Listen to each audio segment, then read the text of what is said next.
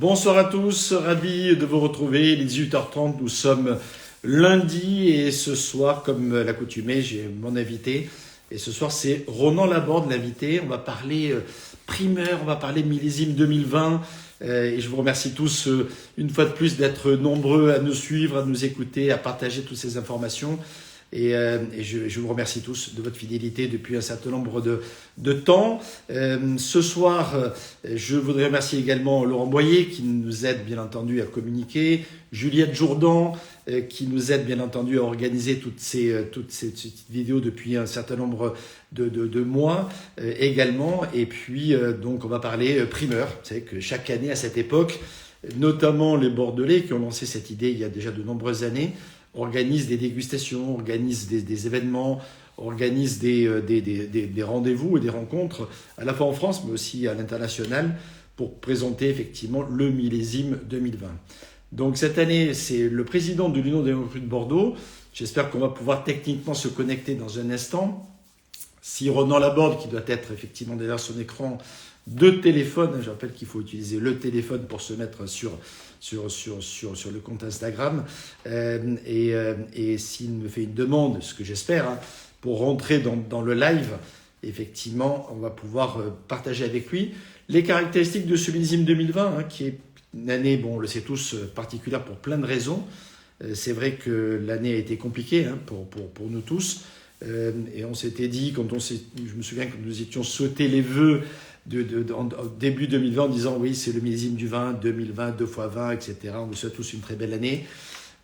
Malheureusement, la situation sanitaire, internationale, à la fois sociale, politique, etc., n'a pas été au rendez-vous de nos espérances, bien entendu. Mais néanmoins, la nature a fait que 2020, finalement, avec des hauts et des bas, a permis quand même d'élaborer des vins de qualité. Je crois que c'est vraiment ça, avec du caractère. Ils ont de l'exubérance, de la vigueur, du tempérament, ce millésime 2020, de ce que j'ai pu, moi, constater et lire et échanger comme information avec les producteurs. Et finalement, on devrait pouvoir, je pense, avoir un très joli millésime 2020 disponible dans quelques temps. Voilà, j'espère que Ronan Laborde, effectivement, qui doit nous écouter normalement, c'était prévu comme ça, va venir nous rejoindre pour qu'on puisse avec lui échanger justement sur ce millésime particulier et nous apporter des informations à la fois techniques, à la fois et également bien sûr un petit peu scientifiques sur ce millésime, mais surtout gustatives. Voilà, quelles vont être effectivement les caractéristiques particulières de ce millésime 2020. Alors, je vais essayer de voir parce que je suis tout seul ce soir à la technique. Bonjour à tous, je vois que vous êtes tous nombreux encore à être là derrière votre écran. Je vous en remercie beaucoup. Voilà, je suis un peu tout seul ce soir pour plein de raisons. Et du coup, je ne sais pas comment je vais faire pour appeler éventuellement l'ami Ronan. Voilà, si ceux qui ont l'habitude de faire ça à distance peuvent peut-être un peu m'aider. Je vais essayer de chercher. Il est propriétaire du château Clinet à Pomerol. Voilà. Et donc, je vais voir si je peux retrouver Château Clinet. Voilà, Château Clinet. Et je vais envoyer donc une invitation envoyée avec succès. On va voir ce que ça donne, puisque j'ai envoyé avec succès, effectivement, voilà, maintenant, le Château Clinet a accepté ma demande et je suis sûr qu'on va pouvoir maintenant avoir avec nous Ronan, le président de l'Union des Grands Crus de Bordeaux. Salut Ronan, tu vas bien? Salut, bon désolé pour Non, le mais petit souci technique. il n'y a pas de souci, on trouve toujours des solutions. L'important, c'est effectivement qu'on y arrive l'un et l'autre. Ravi Ronan de t'accueillir ce soir. Merci pour l'invitation Philippe et bonjour à tous tes followers. Écoute, c'est formidable. Et au tien aussi, et à ceux qui suivent les activités effectivement de l'Union des Grands Crus de Bordeaux, dont tu es le président. Et on a la chance de collaborer ensemble et d'être en partenariat aussi sur nos différentes activités. Je pense qu'entre la semellerie et l'Union des Grands Crus de Bordeaux, il y a une histoire, j'allais dire, à la fois d'amour et de relations complices depuis un certain nombre d'années. Et je suis très, très content de t'accueillir ce soir. Et on a de très jolis projets ensemble en plus. Absolument, ouais, c'est une semaine et c'est une période très excitante. Une période qui permet de se poser aussi des questions. Pas facile, bien entendu, mais je pense qu'on entrevoit le bout du tunnel et que de grandes choses se présenteront à nous dans quelques semaines ou quelques mois. J'en suis sûr. En tout cas, merci de ta présence. Merci de nous aider aussi pour notamment la préparation du concours du meilleur sommelier du monde qui a lieu dans quelques années. On aura l'occasion d'en reparler. Ce millésime 2020, il se présente comment alors? Il se présentait déjà bien. On a suivi le millésime attentivement en tant que viticulteur. C'est un millésime qui a commencé tôt. Donc, c'est un des mots-clés de l'année 2020. C'est un millésime précoce, débourrement tôt, été chaud, très sec, très très sec, avec une dernière vague de chaleur début septembre. Et donc, des vendanges assez tôt. Les viticulteurs ont pu choisir la maturité selon la capacité de leur terroir à la fournir, selon leur désir. C'est un millésime où on atteignait facilement les maturités. Donc, on a des vins qui s'en ressentent. D'accord. Il n'y a pas eu, de phase de gel comme on a pu malheureusement en connaître ces derniers jours, enfin, ces dernières semaines cette année. Alors, c'est vrai que comme 2020, comme 2021, 2020 était une année précoce, des bourrements précoces. On a serré les fesses, hein, excusez-moi pour cette familiarité, hein, mais on est vignerons aussi, donc on a fait attention, effectivement. Mais il y a eu beaucoup moins de dégâts que 2021 en 2020, pour ne pas dire presque pas de dégâts. Et tout s'est plutôt bien terminé parce que les vins que l'on est en train de découvrir, puisque la semaine des primeurs commençait aujourd'hui, donne plutôt satisfaction. On a d'excellents retours. Et nous, on le savait un petit peu, mais on n'avait pas encore découvert tous les vins de toutes les grandes appellations du Bordelais. Et c'est plutôt une semaine enthousiasmante qui commence. Comment on peut caractériser le millésime en termes de style de vin? Pour les rouges déjà, parce qu'il n'y a pas que les rouges à Bordeaux, même si le rouge est quand même très dominant. C'est quoi les caractéristiques globales? Et après, on pourra peut-être venir avec toi un peu par secteur. Alors la caractéristique globale, c'est un millésime qui est fascinant. Parce qu'encore une fois, on a des conditions climatiques qui nous amènent à atteindre les maturités facilement. Je dirais qu'on est vacciné contre la surmaturité aujourd'hui à Bordeaux. Ça fait une petite dizaine d'années que l'on a des millésimes comme ça qui sont très chauds, très secs, qui se succèdent. Et moi, ça fait 18 ans que je suis viticulteur, mais je dirais depuis 2009, on veille à Bordeaux à pas avoir des vins qui ne correspondent pas à l'ADN des grands crus de Bordeaux. Et donc, on essaie de gérer ces millésimes et on a de plus en plus d'expérience en faisant bien attention. Donc, pour répondre à ta question, quelles sont les caractéristiques? C'est des millésimes qui sont plutôt assez concentrés. C'est un millésime 2020 qui est assez concentré, qui est assez riche en anthocyanes. Donc, pour les rouges, de très très belles couleurs. Pour les blancs, profondeur. Beaucoup de profondeur, beaucoup de densité. Moi, ce qui m'a beaucoup marqué, et c'est un deuxième qualificatif que j'utiliserai, c'est que c'est un millésime surprenant en 2020 parce que on a des conditions climatiques qui sont similaires à d'autres grands millésimes riches comme 2018, 2019, un petit peu plus tôt 2016, 2010 ou 2009. Par contre, on a des vins avec beaucoup de fraîcheur, beaucoup de vie, presque de la vibrance. Et c'est ça qui est enthousiasmant, c'est qu'on a des vins qui finalement ressemblent peut-être moins aux caractéristiques du millésime comparablement à la dernière décennie, par exemple. Donc fascinant, vibrant, on m'a même dit éclatant. Éclatant, effectivement, et donc surprenant. On peut bien imaginer ce que ça peut représenter. Exactement, éclatant, c'est éclatant. Alors, de fraîcheur, il y a quand même de la densité, hein. Donc, je dirais que c'est plutôt l'équilibre qui est préservé. On n'a pas des vins qui sont trop lourds, mais on a des vins qui ont à la fois de la densité, mais qui sont d'un excellent équilibre. Alors, quel que soit le secteur, quel que soit le cépage, parce qu'on sait tous que le merlot n'a pas nécessairement la même caractéristique que le cabernet franc, et encore moins que le cabernet sauvignon. Des fois, on se dit c'est une année plutôt de l'un ou de l'autre, etc. Comment on pourrait définir ça cette année? Je crois qu'il n'y a pas forcément un cépage ou il n'y a pas une région qui est a priori favorisée dans ce millésime 2020. Des 100 et quelques vins que j'ai goûtés aujourd'hui sur les trois couleurs, j'ai vu dans chacune des régions, dans chacune des couleurs, de très très grands vins. Je pense que même certains ont peut-être fait, c'est le fruit de l'expérience, d'investissement qu'ils font sur le vignoble, ont peut-être fait un des plus grands millésimes de leur existence. Donc c'est ça qui est quand Génial. même fascinant, hein. Oui, absolument.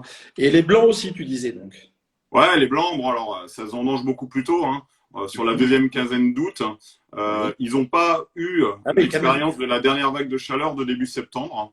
Donc D'accord. on a des blancs qui sont éclatants de complexité, d'arôme, de fraîcheur sur Grave et Pessac-Léognan notamment. Ben, notamment dans les beaux terroirs. Et des secteurs comme l'entre-deux-mers, par exemple, qui sont des producteurs de blanc de façon assez importante. La fraîcheur est au rendez-vous aussi. Alors là, c'est mon village. Je vous parle depuis mon foyer, mon domicile, puisque j'ai veillé à rentrer avant le couvre-feu ce soir.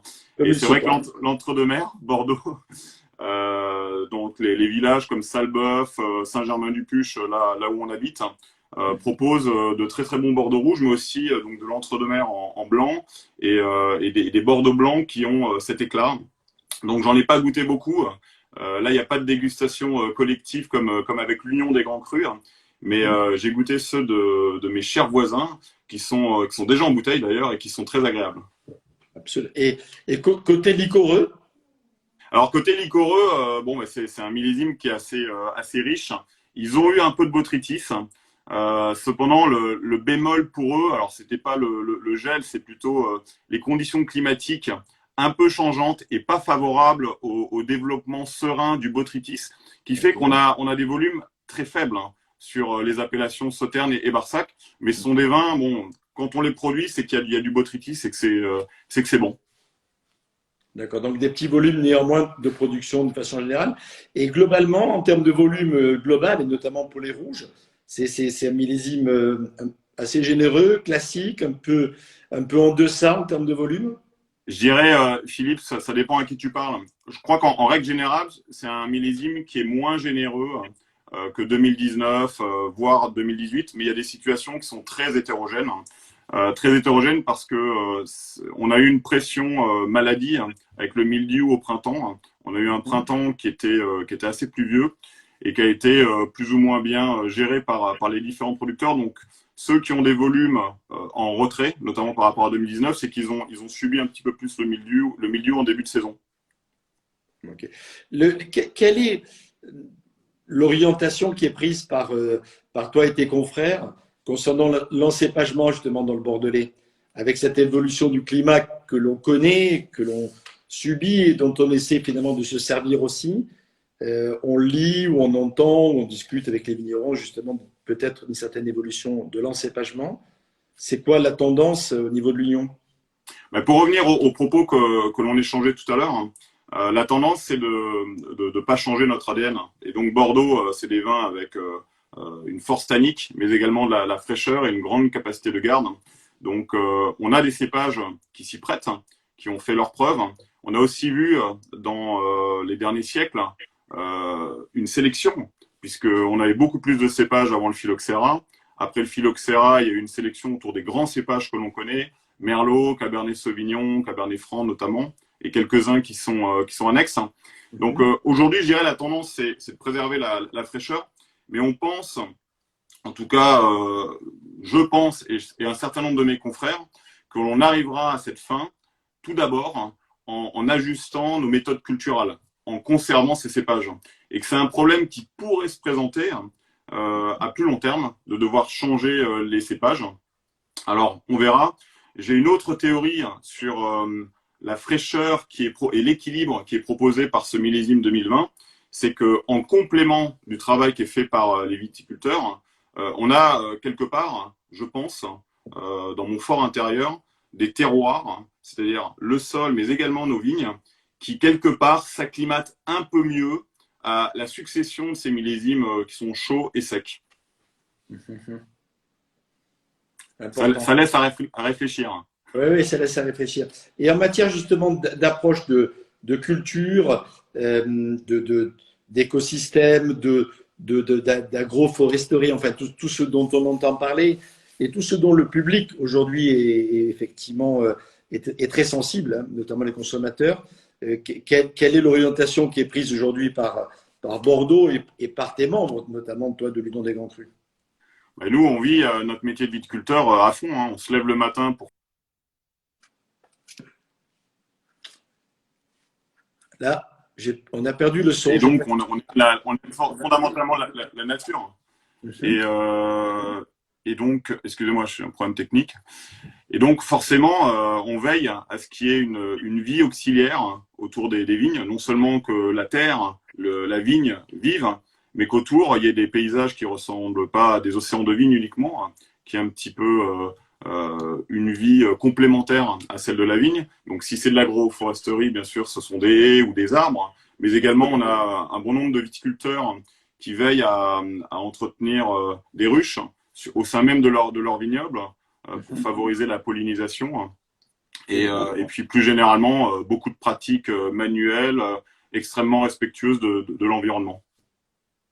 Le marché des vins de Bordeaux évolue comme j'allais dire tous les marchés, hein, et pour tous les vins. Il y a des fondamentaux, il y a des pays ou des types de consommateurs. Quelle est la tendance aujourd'hui au niveau des Bordeaux? Est-ce qu'on voit poindre certains pays ou certains profils de consommateurs qui ont évolué ces derniers temps? Oui, alors je dirais deux tendances. Il y a plutôt un Bordeaux greeting, excusez-moi pour cet anglicisme.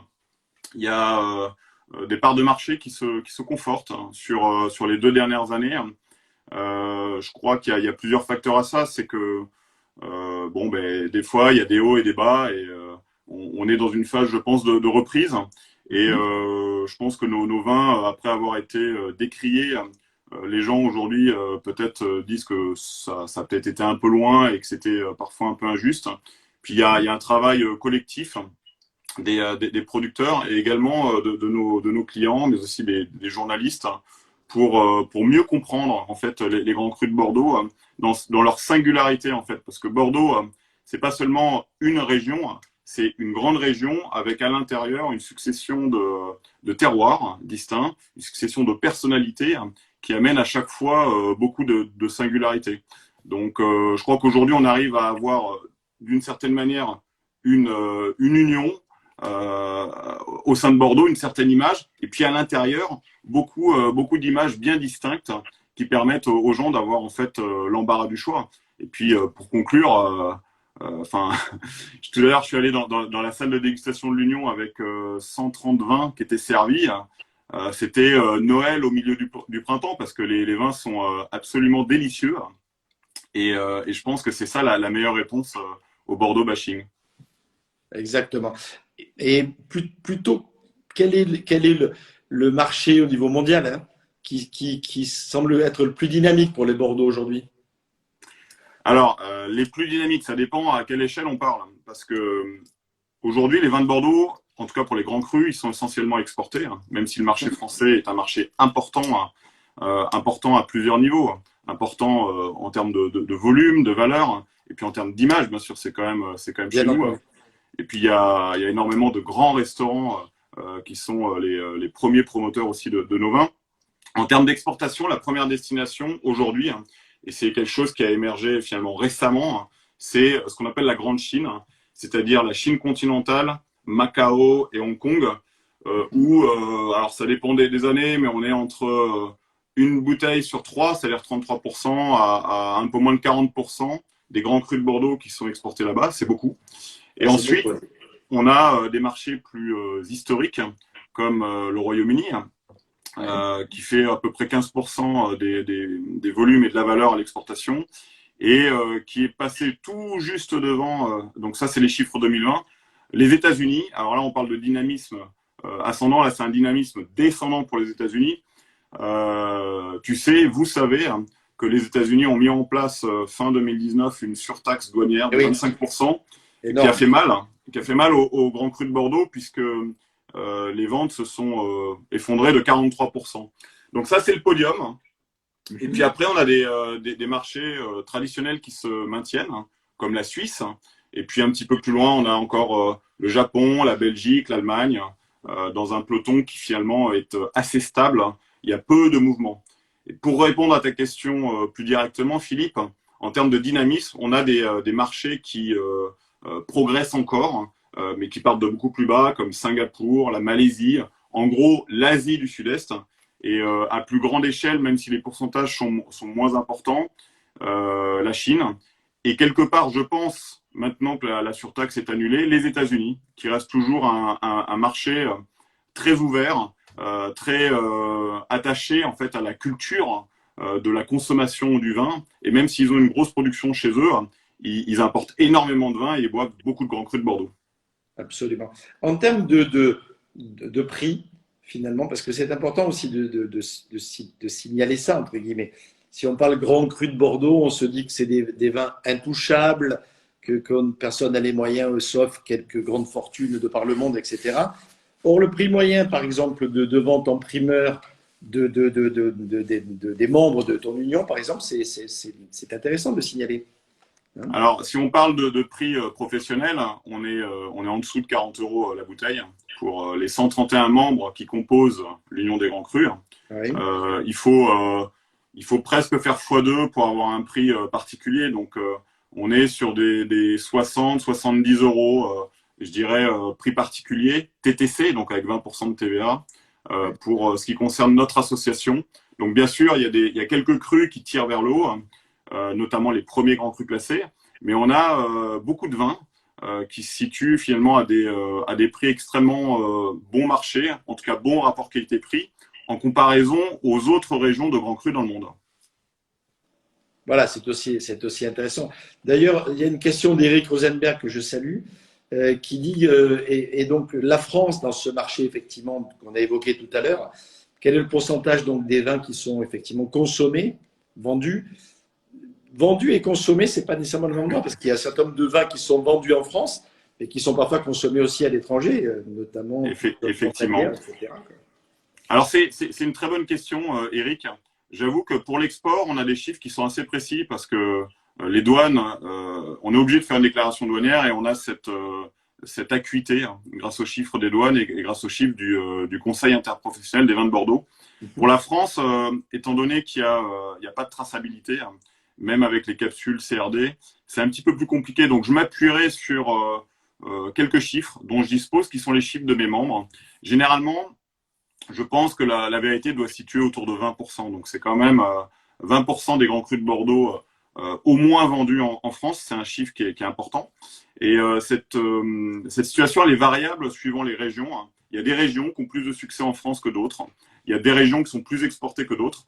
Et notamment, en ce qui concerne les grands crus de Bordeaux, Pessac-Léognan, c'est une appellation où beaucoup de nos membres nous disent avoir 50% de leurs vins qui sont vendus en France. Donc, beaucoup de succès à Bordeaux, beaucoup de succès à Paris et en France en général.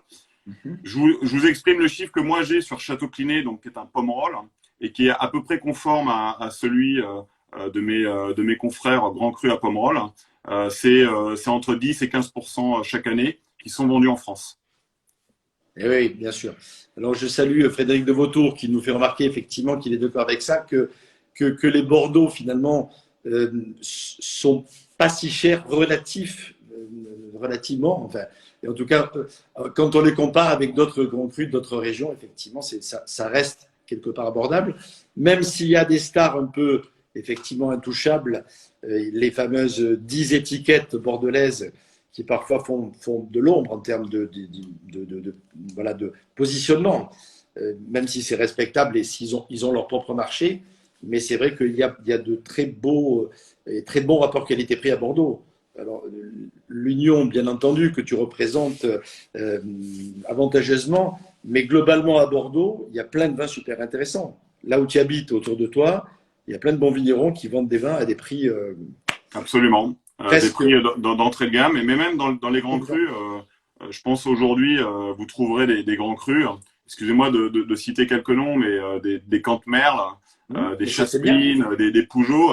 C'est des vins qui sont très agréables à boire jeunes, qui vieillissent formidablement bien et qu'on trouve dans le commerce à une trentaine d'euros à peine ou un peu moins. Donc je trouve ça plutôt bon marché pour ce qui est de l'élite viticole bordelaise et française. Absolument. Beaucoup de Bordeaux, effectivement, Frédéric de Retour le signale, sont vendus à moins de 10 euros. Et qu'en est-il des fameux second vin, deuxième étiquette, autre cuvée, etc. Toi, tu fais, par exemple, la Clinée, le grand vin, et puis une autre étiquette également. Ce sont des prix qui sont quand même beaucoup plus accessibles. Et Ouais, alors, ça reste je, la patte du domaine. je vais pas être le meilleur promoteur des seconds vins. Il faut vraiment déguster parce que je crois que dans cette catégorie, il y a à boire et à manger. Il y a des Pourvu grands qu'il crus. pourvu qu'il y ait à boire, à manger, on a d'autres arguments. Mais... Il y a des grands crus qui en font un vrai autre grand vin du domaine. Et Oui, puis, il y a certains grands crus qui en font plutôt le laisser pour compte. Donc, c'est intéressant de faire des dégustations parce que des fois, la hiérarchie des seconds vins des grands crus n'est pas forcément calquée sur la hiérarchie des premiers des grands vins. eh oui, absolument. Donc, comme toujours, l'important, c'est aussi de déguster. Est-ce qu'il y a toujours autant d'engouement pour les informations sur les vins primaires, justement? Est-ce que le marché est toujours à l'affût des notes, des grands dégustateurs, etc., pour pouvoir faire ses achats, enfin, etc. C'est quoi l'influence actuelle? Je crois que c'est une prescription qui est partagée. Aujourd'hui, on a les moyens, nous, producteurs, de bien s'exprimer, de bien diffuser notre message. C'est la première prescription. On essaye et ça va dans le rapport de confiance des primeurs, puisque ce sont des vins qui ne sont pas terminés, de faire déguster un maximum de personnes, que ce soit des journalistes ou des acheteurs, pour que eux se fassent leur opinion, afin qu'ils la rapportent à leurs auditeurs, etc. Si c'est des journalistes ou à leur lectorat. Et puis, si c'est des acheteurs, à leur clientèle pour qu'ils aient un conseil le plus objectif possible. Donc, aujourd'hui, je crois que la prescription, elle est partagée. Il y a beaucoup de choix, en fait. Beaucoup de choix de marchands. C'est un marché qui est ouvert, hein, les grands crus pour la plupart. Et puis, il y a le choix également. Il n'y a pas un critique qui est prépondérant. Il y a une dizaine de critiques à résonance internationale. Et puis après, des critiques qui ont leurs auditeurs, leurs lecteurs dans plusieurs marchés qui sont importants. Donc, je pense qu'il y a l'embarras du choix aujourd'hui. Absolument. C'est vrai qu'à une époque, il y avait Robert Parker, hein, qui est quand même le nom auquel on pense quand on évoque le monde des critiques. Et aujourd'hui, effectivement, je pense que le panel des critiques s'est élargi, ce qui est quelque part, à mon avis, mieux pour le marché, pour le consommateur aussi. Et aussi, bien sûr, pour le producteur que tu représentes, que tu es, que tu représentes. Parce que, parce que ça ne met pas tous les œufs dans le même panier, comme on dit. Et surtout, il n'y a pas une seule idée du goût. Le Exactement. propre même du vin, c'est effectivement de pouvoir plaire, ou parfois moins, mais au moins d'être dégusté, d'être partagé, et pas d'imposer son propre goût, mais de rester ouvert sur les goûts des uns et des autres. Absolument. Et c'est là où on s'entend très bien avec la sommellerie française. C'est que le travail du sommelier est de savoir ce qui va plaire en fait aux clients à table et en fonction de ce qui est disponible sur la carte des vins, de proposer la meilleure chose. Les critiques, et Robert Parker le premier, on peut pas lui jeter la pierre. Ils ont bien sûr, ils savent déceler des qualités objectives, mais après, leur palais, forcément, il va avoir des affections pour tel ou tel type de vin. Donc, il n'y a pas un palais qui est parfait pour tout le monde. En fait, il vaut mieux se découvrir ses propres goûts pour savoir ce que Exactement. l'on cherche et sélectionner les vins que l'on aime. Exactement. Le juge de paix, c'est son propre palais, hein. Comme je dis souvent, on ne déguste pas dans le palais des autres, mais Exactement. effectivement, il faut apprendre à faire confiance à son palais. Alors, on a plein de petites réactions les uns les autres, beaucoup sur le fait qu'effectivement, à Bordeaux, il n'y a pas que des rouges, il y a aussi pas mal de blancs, on l'a évoqué déjà ensemble, hein. Mais Jean-Luc Jamrosic, par exemple, que je salue, a dit tout à l'heure effectivement qu'il y avait de très grands blancs à des prix finalement qui restent abordables et qui vieillissent très bien. On a aussi beaucoup de réactions sur les liquoreux en disant que les sauternes sont quand même d'un incroyable rapport qualité-prix. On peut trouver aujourd'hui des très grands liquoreux avec déjà un certain âge sur le marché à des prix qui sont, et même dans les grands noms, hein, IKEM en tête, hein, les prix finalement restent accessibles pour une part de REP aussi dans ces vins-là, quoi. Absolument, ouais. Il y a l'embarras du choix. On est sans doute la seule région viticole internationale à produire à très haut niveau à la fois des rouges, bien sûr, qui font beaucoup pour l'image de Bordeaux actuellement, mais on a historiquement aussi une production de vin blanc sec et dans les derniers siècles aussi une production de vins liquoreux qui est quand même assez concentrée au sud de Bordeaux, à Barsac et Sauternes pour les grands crus, et sur quelques autres appellations satellites. Alors Germain Léaudet, que je salue également à distance, parce qu'il est pas trop loin de nous physiquement, mais il demande comment s'établit finalement le prix d'un imprimeur. Comment on fait finalement pour déterminer le prix? On attend, on se doute un peu le voisin qui va sortir un prix, on s'adapte par rapport au marché, mais de façon plus rationnelle. Comment c'est calculé finalement? C'est une bonne question, ça. Alors, on a la chance, c'est d'avoir une histoire avec des prix qui sont plus ou moins bien acceptés par la clientèle. Même s'il y a des variations, notamment dans les grands crus, parce que historiquement, sur les millésimes qui avaient beaucoup d'appétence, on avait beaucoup plus de clients qui se présentaient et ça pouvait créer un petit peu d'inflation. L'histoire, elle est importante pour positionner le prix et on se positionne un prix primeur en comparaison de la qualité perçue de ce millésime et d'un millésime antérieur dans lequel on a fait notre affaire. Pour ce qui est par exemple de Château-Clinet à Pomerol, ça fait 18 ans que je le gère et je dirais que la dernière affaire où on n'a pas vendu totalement les primeurs, ça remonte à 2004, je pense, sur le millésime 2003. Donc nous, on a de bons repères aujourd'hui pour savoir positionner le prix du millésime 2020 par rapport à la qualité et aux succès commerciaux de millésimes comparables comme 2019, 2018, 2016, etc. Il y a beaucoup de transparence dans la fixation de notre prix. On ne prend jamais nos clients par surprise. On leur donne toujours une tendance en fonction de nos préoccupations qui peuvent évoluer d'un millésime à un autre. Il y a un facteur aussi qui peut faire évoluer le prix au-delà même de l'attention qui est portée, de la pression de la clientèle. C'est la production. Et par exemple, une année où on est particulièrement impacté par une baisse de production, on peut demander à notre clientèle, par exemple, un coup de pouce pour accepter, dans la mesure du raisonnable, une augmentation, par exemple. L'année dernière, à contrario, ce qui a amené les grands crus à faire de gros efforts commerciaux en baissant de manière généralisée leur prix, c'est bien entendu la situation macroéconomique, avec des difficultés qui n'étaient pas qu'économiques d'ailleurs, mais partagées par tout le monde. Et il fallait impérativement donner de l'oxygène, soulager notre circuit commercial en offrant pour la clientèle finale des prix qui étaient incontestablement hyper attractifs. Bien sûr. La situation a un peu évolué, mais c'est pas franchement arrangé hein, en termes notamment de restauration. Je pense à tous mes confrères sommeliers, restaurateurs, cuisiniers, enfin tous les gens du métier. Est-ce que vous avez, vous, au niveau de l'Union, envisagé quelque chose en direction justement de ce secteur de la restauration qui souffre et qui va souffrir énormément? On sait très bien qu'il y a malheureusement un certain nombre d'établissements qui vont rester sur le carreau.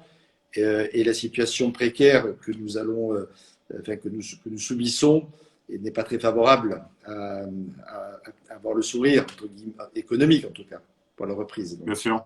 Alors pour l'instant, l'Union n'a pas eu ce genre de démarche directement vers la restauration.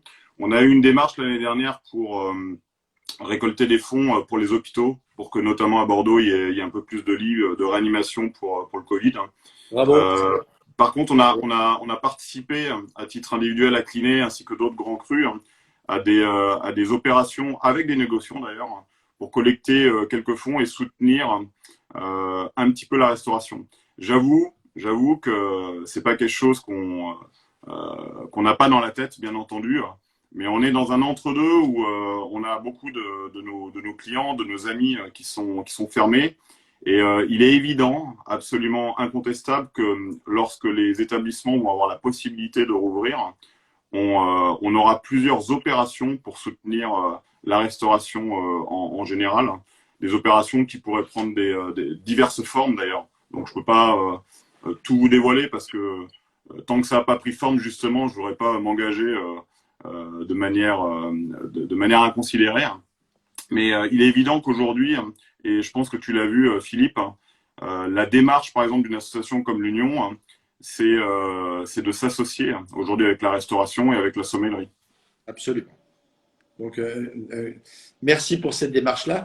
Donc, je vois que l'heure passe et qu'on va bientôt rendre l'antenne, mais en résumé, beau millésime 2020. Je crois que c'est ça qui Absolument. transpire de ton propos et de ce que moi j'ai pu entendre et que j'essaie de synthétiser dans notre conversation.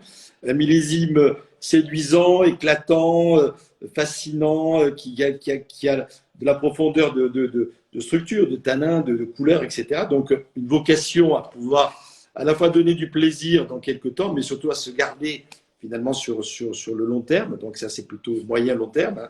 Ça, c'est plutôt rassurant pour les gens qui veulent investir dans ces vins-là en se disant, on n'est pas pressé, prenons le temps d'attendre ce joli millésime. Je pense que c'est une année, quoi qu'il arrive, qui aura marqué l'histoire de l'humanité, hein, quoi qu'il arrive. Donc, quand on goûtera de toute façon en 2020 on le souhaite à tous, hein, dans 10 ans, 20 ans, 30 ans ou davantage, on se rappellera, ou les gens se rappelleront en tout cas, que c'était une année qui est née dans un contexte particulier et que la nature, quelque part, a offert quand même du bon, même si effectivement l'environnement était moyennement favorable, on va dire ça comme ça. Que ce qui fait le prix d'un vin, et c'est assez plutôt rassurant, c'est la qualité intrinsèque de la matière première et le travail fascinant qui est fait par les vignerons pour amener le vin jusqu'à sa maturité dans sa phase d'élevage, hein, et de vinification avant, que ça dépend bien sûr des quantités produites, ça me paraît effectivement évident, du dynamisme du marché, hein, effectivement, qui est là aussi pour pouvoir apporter un des éléments de réponse, effectivement des réseaux qui existent, hein, on parle toujours de réseaux, mais effectivement le réseau des négociants, des distributeurs, sachant qu'à Bordeaux, il y a effectivement cette étape aussi, hein, le fameux marché de place quelque part, et des distributeurs ensuite à travers les négociants et les différentes exportations qui font partie de l'ADN, j'allais dire, du marché bordelais. On se languit, comme on dit chez moi dans le Midi, hein, de goûter effectivement ces vins. On a la chance à Paris, notamment demain, d'avoir des dégustations organisées. Il y en aura vraisemblablement un peu dans le monde, à droite à gauche, ce qui est de tradition, j'allais dire, pour Bordeaux. Je voudrais terminer en te remerciant pour Merci, ton Philippe. intervention, pour ton éclairage ce soir, pour ton aide au niveau de la sommellerie également, bien entendu, et aussi pour remercier tous les vignerons, tous les gens de la vigne, tous les gens qui travaillent dans cet univers, qui est fait de joie, de partage, etc. On est bien d'accord, mais qui aussi, on le voit avec les éléments climatologiques, les situations climatologiques qui se succèdent, qui est aussi fait de beaucoup d'angoisse, de renonciation parfois, même si on va toujours de l'avant, mais en tout cas de temps en temps de fatalisme, et qui a son lot d'ingratitude, et sur lequel je voudrais vraiment apporter la solidarité qui convient, j'allais dire, vraiment, du fond du cœur, de la part de tous à la fois les professionnels, mais je crois de tous les amateurs du bon vin. Il n'y a pas qu'une bouteille, il y a un terroir, il y a des gens, il y a une histoire, il y a un cépage, il y a le gel, il y a le mildiou, il y a eu le phylloxéra, il y aura peut-être d'autres choses qu'on ne connaît pas encore, enfin, etc. Mais en tout cas, il y a des beaux vins, et ça, c'est quand même rassurant. Voilà. Et ça donne du bonheur. Avec modération, Exactement. bien sûr, tout ça, en consommer, voilà, mais néanmoins avec tout le plaisir qui est à partager, qui est super important. Merci, Philippe. Ce sont des mots qui nous touchent, qui nous stimulent. Effectivement, tous nos collaborateurs, j'allais dire coéquipiers, et nous, on travaille tous les jours pour ça, pour procurer de grandes émotions. Et on est très fiers d'avoir des personnalités comme toi qui savent si bien en parler. À bientôt. Merci à vous tous pour pour vos commentaires, pour vos interventions, pour votre fidélité à notre petit programme. Voilà, je vous donne rendez-vous prochainement sur les réseaux. Ronan Laborde, le président de Grand Cru, vous donne rendez-vous à la fois chez lui à Cliné, mais aussi chez tous tes confrères de l'Union, hein, 131, c'est ça? 131. 131 vignerons qui effectivement vont pouvoir vous accueillir, vous accueilleront avec bonheur. N'hésitez pas. C'est vrai qu'on dit que parfois c'est un peu compliqué de se faire ouvrir les portes dans les grands domaines, mais si vous venez de la part de Ronan ou modestement de l'Union de la sommelier française, ça devrait pouvoir s'arranger voilà, les uns et les autres. Ça marchera. Merci beaucoup encore. Nous, on se voit dans pas longtemps. Demain matin. Demain matin à Paris pour pouvoir effectivement in situ déguster avec un certain nombre de sommeliers. Merci encore à vous tous pour votre fidélité. Merci Ronan. Bonjour à tes confrères. Et puis bon succès pour ces primeurs 2020. Que ça continue à nous faire rêver et surtout à nous donner du plaisir. Merci, bonne soirée. À bientôt. À bientôt.